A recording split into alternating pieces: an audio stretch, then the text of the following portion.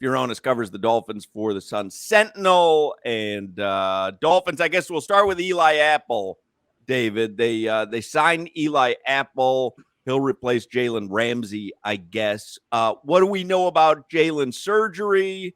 And what do we know? I mean, we were talking at the beginning of the show about the acquisition of Eli Apple because it kind of, as Crowder was saying, it kind of says, hey, we may not have trust in the younger guys that we have on the roster, or maybe they just wanted to fill that slot with a veteran, but the younger guys also will get a shot. But what do we know about Jalen and Eli?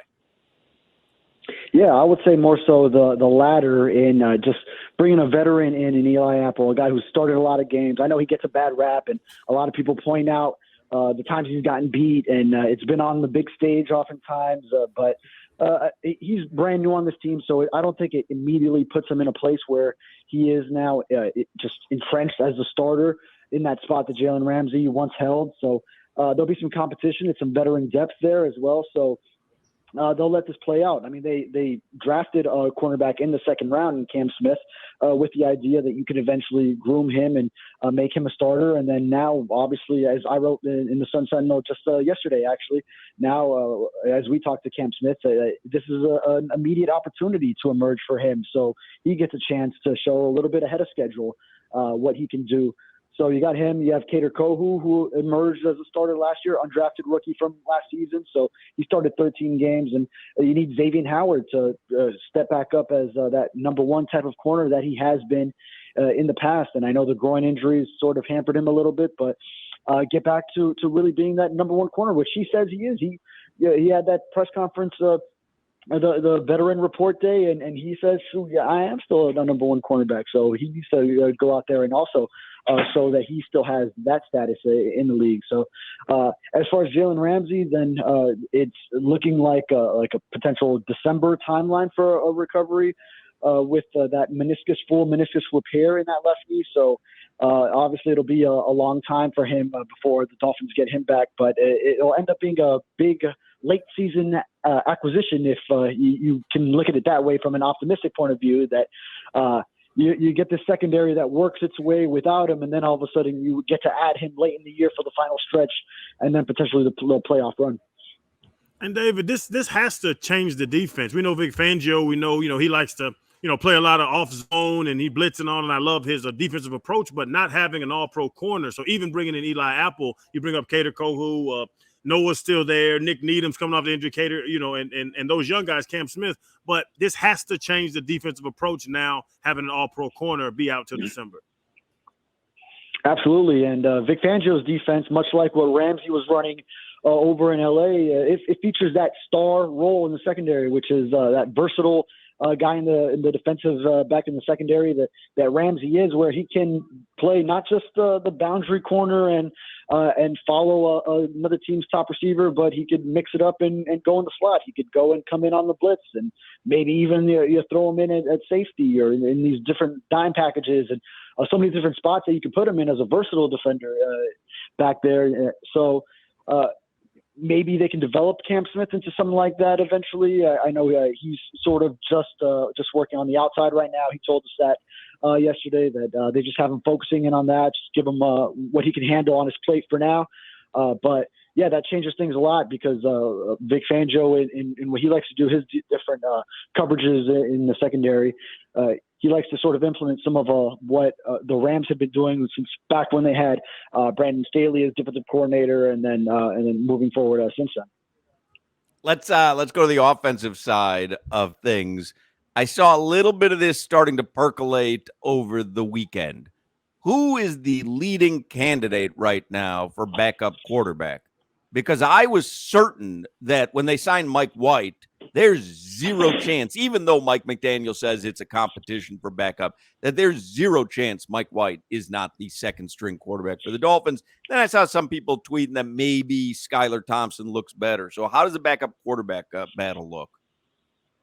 Yeah, I would say through OTAs and minicamp that probably Skyler Thompson had a little bit of an edge of some better practices through that stretch. Now, Mike White has responded some. We saw the first practice that was open to fans on Sunday. Then his first play, he comes out off play action, and he hits Jalen Waddle on a deep crosser, probably about a 40-yard play down the field. So he obviously had an answer there. So neither one has expressed that they had it communicated that one was certainly the number 2 quarterback or the other, or that it was going to be competition. But I think Thompson, based on the experience that he got last year toward the end of the season, and then also even starting a playoff game, then he probably feels like he can go and emerge as that number 2 guy. And Mike White obviously has some experience of his own, starting with the New York Jets in a similar offense under Mike LaFleur over there. So probably, they'll be bashing at it, and someone will emerge as the number 2 quarterback, because you're not just going to deny if Skyler Thompson ends up winning out that battle. You can't just really deny him and just say you are planted firmly at number 3 with Mike White at number 2. And the running back, who's the guy at running back? Because I would assume Raheem Mostert led him in rushing last year, but I'm not just putting him in as the number 1 guy. Have you seen any, the rotation of running back? Are you seeing anyone step up where they have to have the most carries at this point? Oh, yeah. Well, it's all irrelevant anyway because Dalvin Cook is coming, right? So then we just go Taylor. Yeah. Well, now everyone's forgetting. All the fans are forgetting about Dalvin Cook. It's all on Jonathan Taylor. Well, I don't think if the Dolphins are willing to pay Dalvin Cook his money, then Jonathan Taylor probably comes at a higher cost. So yes. I don't think they're going to pay that much for that situation. But Raheem Mostert, then you probably still consider the number 1. I mean, leading the team in carries and yards last year. Really, a career high for him in that respect. Now at 30 years old. Obviously someone who came around later, so he hasn't had that kind of workload built up on him, although he's had his injuries in the past in San Francisco. But between him and Jeff Wilson, 2 guys that are very familiar with Mike McDaniel's offense, have that time together with the 49ers. So probably Mostert to lead the run game. Wilson just not far behind in how much action he sees, but gets to run more that between the tackles and with more physicality. And then now you bring in Devon Achane, who out of Texas A&M, the speedster, fastest running back in this past draft at the Combine. And he can do a lot of things, whether it's just get him the ball in space and let him go to work. So a lot of touches to spread out among these guys, some that have been around Mike McDaniel, obviously the newcomer and the rookie, even Savon Ahmed. He goes back because he had a quick stint with the 49ers and knows Mike McDaniel as well. Myles Gaskin trying to get in there as well, but I think Ahmed has a little bit of a step above him. So obviously a crowded backfield with or without any outside addition, whether it be Dalvin Cook or Jonathan Taylor or anyone else you want to name. Hall of Fame game is this weekend, and the Dolphins get underway in the preseason a week from this Friday. Like, it's happening quickly, but the Hall of Fame, Zach Thomas goes in on Saturday, and he was at camp yesterday, right? What was the fan reaction to Zach Thomas like?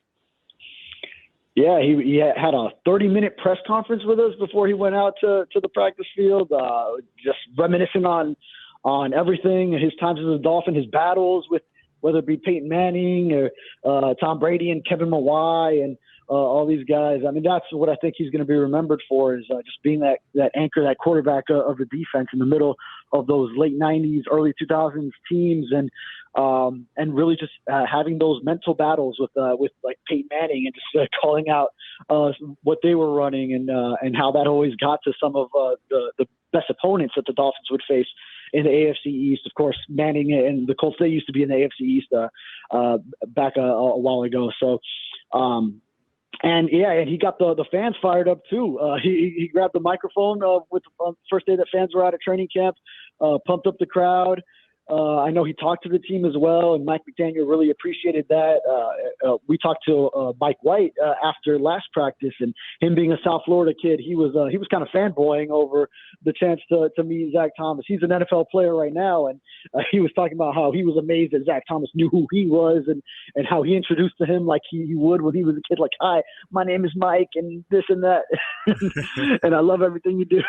So that was pretty cool to see. An NFL player like that kind of revert back to just like the South Florida kid that he was and following Zach Thomas's career. It's so funny because I was the same way, David. When I first met Zach, I was on the field with him, and I was like, "Hey, Channing Crowder, I came out of Florida, drafted 3rd round." He was like, "Yeah, I know who you are, bro. Can you please line up and leave me alone?" But David, everybody knows, bro. They know I'm biased towards Zach. That's like my big brother.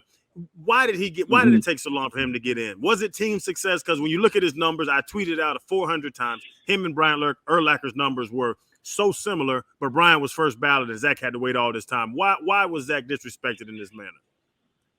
Yeah, it might be that. I mean, long overdue for him, of course. I mean, everyone down here knows you match up the stats, and I mean, it compares right there with even a Brian Urlacher and several other linebackers that have already been in the Hall of Fame. I mean, he compares favorably to a lot of these guys.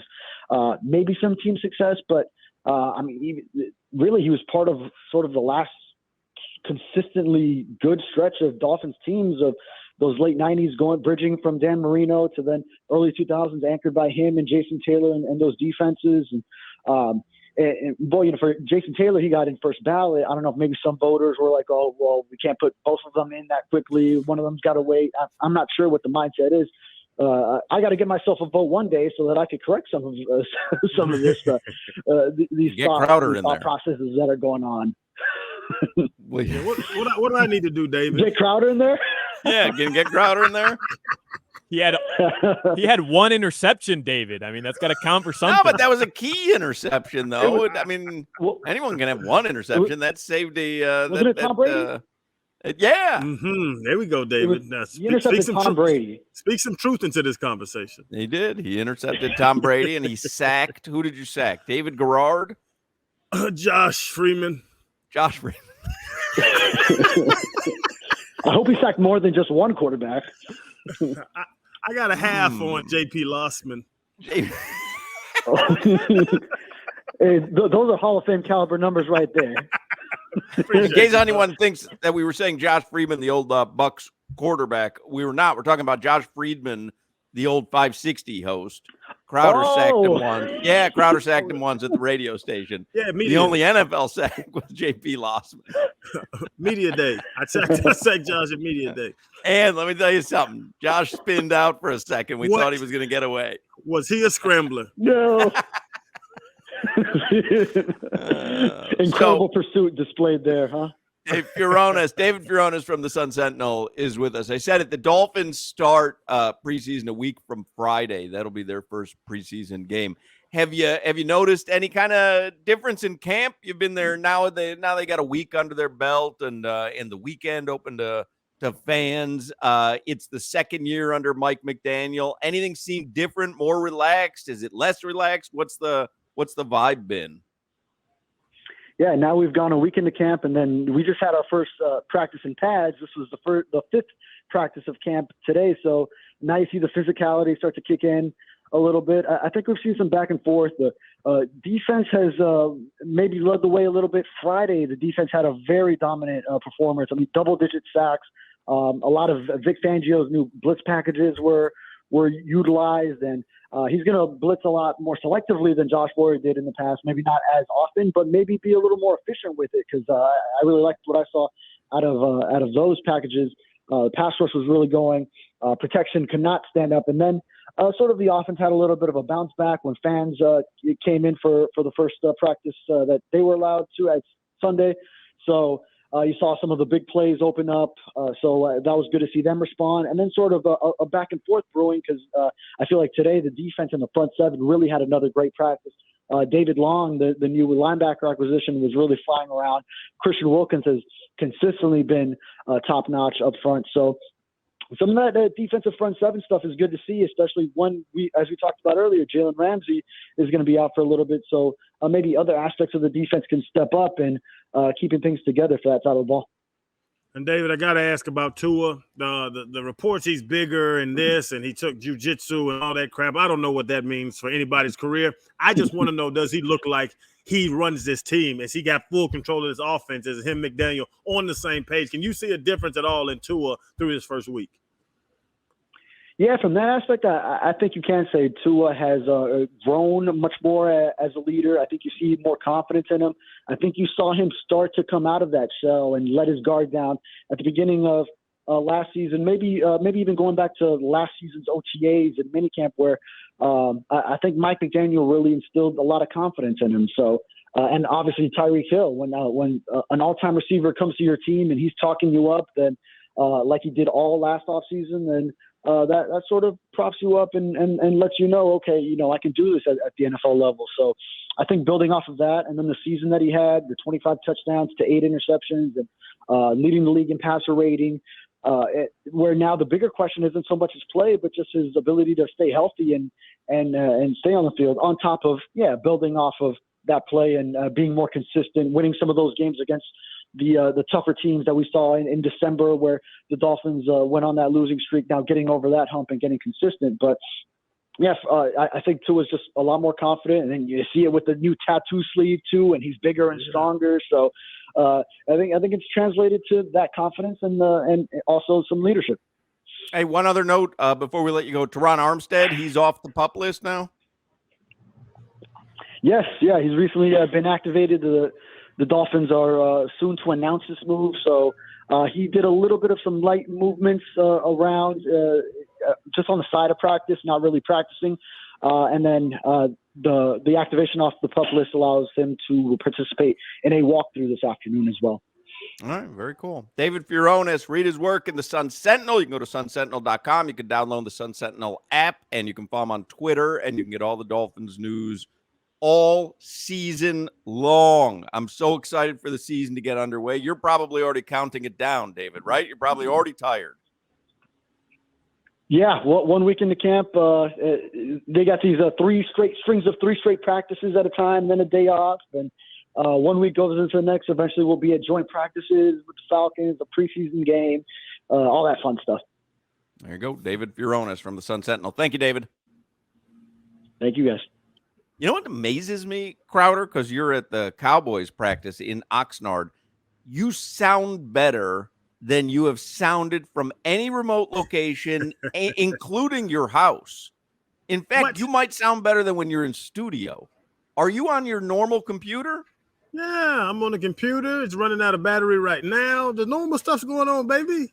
You have the same microphone that you use all the time? Same mic, same computer. It is what, maybe this Oxnard Wi-Fi is special. Isn't it? I mean, Solana, am I lying? Doesn't he sound perfect?